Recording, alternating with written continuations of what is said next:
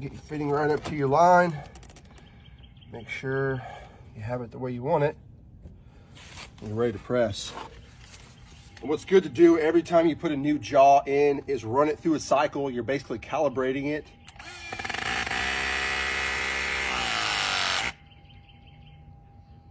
Now you're ready to press.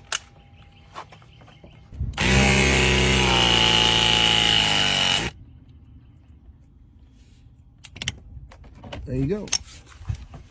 Easy as that.